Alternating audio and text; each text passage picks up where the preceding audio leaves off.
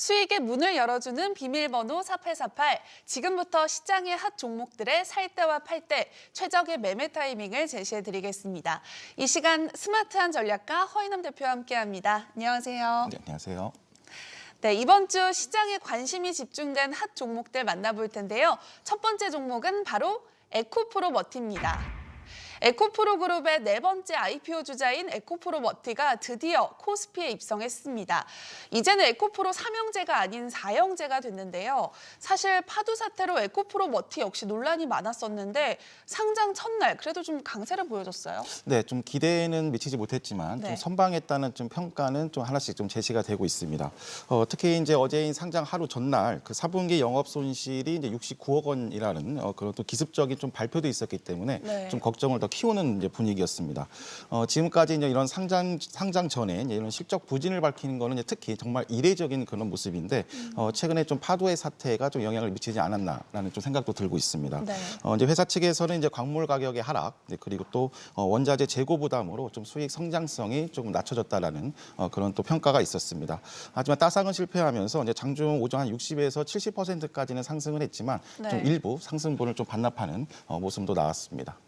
네, 요즘 파도 사태도 그렇고 2차 전지 업종에 대한 투자 심리 역시 위축된 상황이라서 우려의 시선도 많았던 게 사실입니다. 그렇다면 앞으로의 행보 어떻게 전망할 수 있을까요? 지금이 매수 타이밍일지 매도 타이밍일지 허인남 대표님의 투자 의견 확인해 보도록 하겠습니다. 하나, 둘, 셋. 네, 셀을 들어주셨는데 좀 추가 상승을 기대하기는 힘들까요? 네, 우선 이제 그 전기차라든가 이제 2차 전지 전체적인 그 성장성은 중장 기종 성장성은 이제 아무도 이제 의심하지 않겠지만 이제 최근 좀 7월부터 개인 투자자 중심으로 이제 꼬인 이런 수급 문제, 그리고 또 이제 에코프로 기준 70만 원 이하에서는 이제 외국인이 다시 한번 좀 매수세가 들어왔었는데 11월 6일 이제 공매도 금지와 또 이번 주 또 추가 정책으로 인해서 좀 외국인이 다시 이탈하는 그런 모습이 나오고 있습니다. 전체적인 좀 2차 전지 섹터 안에서의 이제 그 수급 문제가 조금 더 그 확인이 필요한 위치이기 때문에 오늘도 전체적인 그 시장의 하방을 2차 전지가 주도하는 모습이었습니다. 따라서 이제 오늘 상장한 이제 에코프로머티를 이제 바로 그 진입하기보다는 전체적인 2차 전지 섹터의 안정성, 이제 진정을 확인 후에 들어가는 것도 좀 늦지 않다고 볼 수가 있겠습니다. 네, 대응 전략 참고하시기 바라고요. 계속해서 시장에 관심이 쏠렸던 핫 종목 두 번째는 두산 로보틱스입니다. 상장 후 줄곧 하락했던 두산 로보틱스 주가가 11월 들어서 살아나는 모습을 보여줬습니다. 하지만 오늘부터 지능형 로봇법이 본격 시행되면서 재료가 소멸된 탓인지 주가는 보합권 흐름을 나타냈습니다. 자, 두산 로보틱스의 오락가락 주가 행보에 투자자들 역시 혼란스러울 수밖에 없을 것 같은데요. 매수와 매도 사이에서 고민하는 분들을 위한 허인남 대표님의 투자 의견 바로 확인해보죠. 하나, 둘, 셋. 네, 바이를 들어주셨는데 오늘의 좀 보합권은 신경 쓰지 않아도 되는 걸까요? 네, 오히려 이제 시장 대비 강했다라고 평가를 좀 할 수가 있겠습니다. 이번 주 이제 로봇 섹터 중에서도 이제 두산 로보틱스가 그 로봇 섹터 안에서의 좀 주도적 역할을 하는 흐름인데요. 이는 이제 한미 반도체 등 이제 그 반도체 대표 종목들의 이제 3분기 어닝 쇼크 그리고 또 이제 2차 전지 공매도 금지 변동성으로 인해서 이 로봇 섹터가 이제 수급적으로 좀 반사 이익을 받는 그런 모습을 보이고 있습니다. 여기에 또 두산 로보틱스 는 이제 3분기 매출액이 약 125억 원, 그리고 또 전년 동기 대비 이제 56% 증가하면서 지금 현재 시장에서 좀 실적 문제가 좀 많이 지금 일으켜지는 분위기에서 어느 정도 안정성도 좀 확보했다는 평가로 받고 있습니다.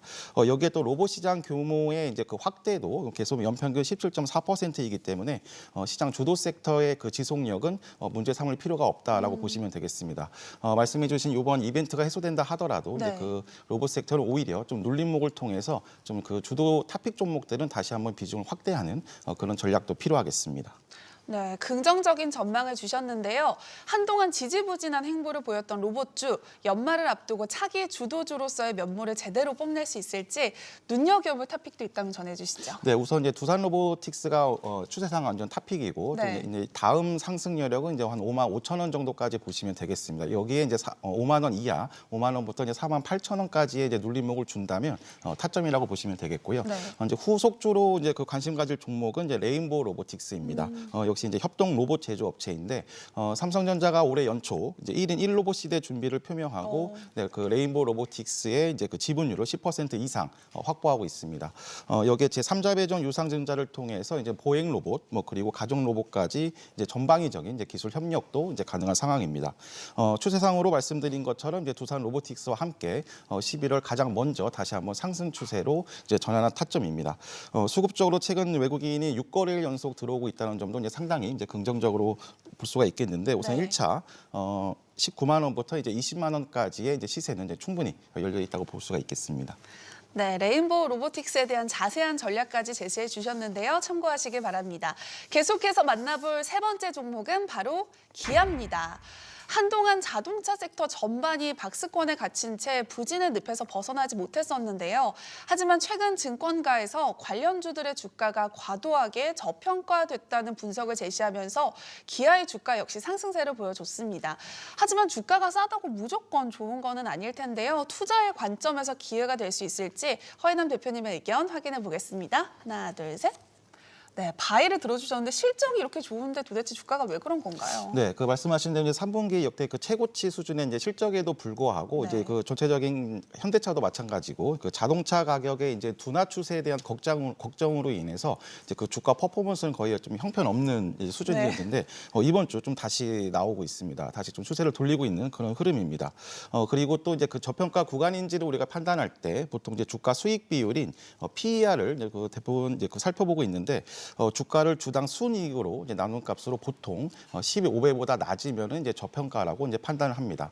하지만 이제 현재 기아의 평균 PER이 이제 9배이기 때문에 좀 저평가 구간이라고 이제 볼 수가 있고 또 이번 주 이제 기술적으로 외국인과 기관 쌍거리 순매수를 통해서 다시 한번 이제 8만 5천 원까지 장악하면서 좀 탄력성을 확대할 수 있는 좀 시장의 주목을 받고 있습니다.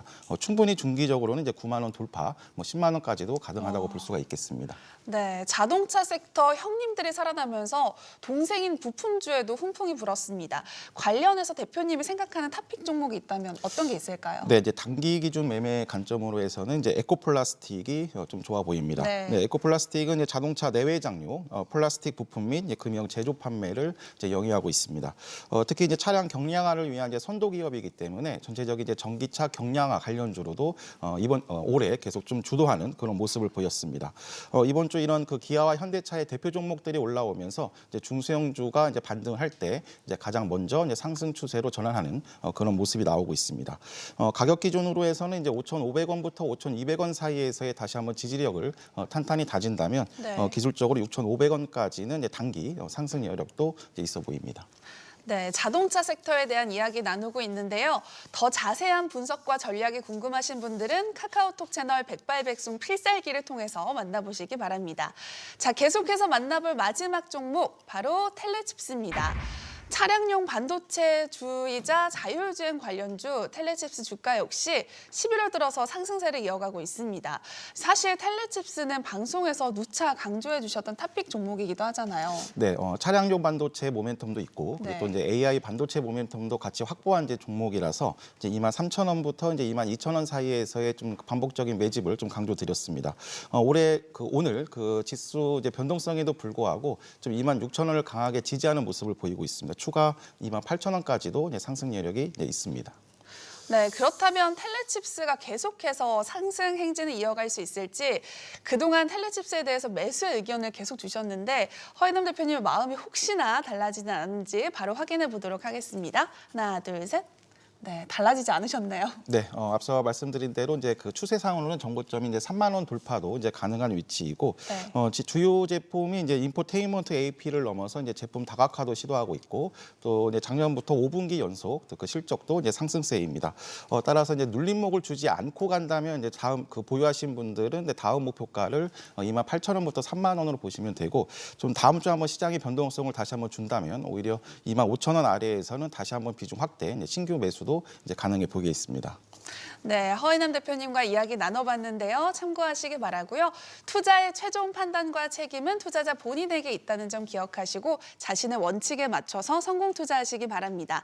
그리고 주식에 대한 유익한 정보 카카오톡 채널을 통해서도 만나볼 수 있습니다. 백발백중 필살기를 검색한 후 친구 추가하셔서 다양한 정보 얻어가시기 바랍니다.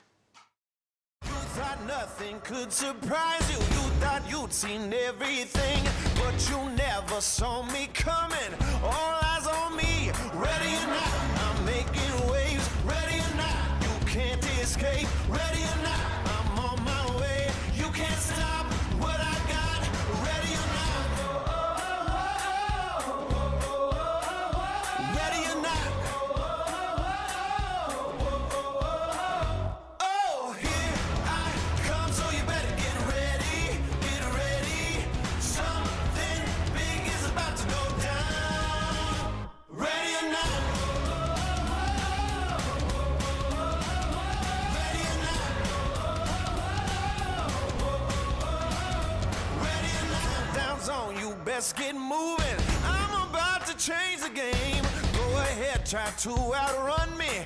It's all the same. Ready or not, I'm making waves. Ready or not.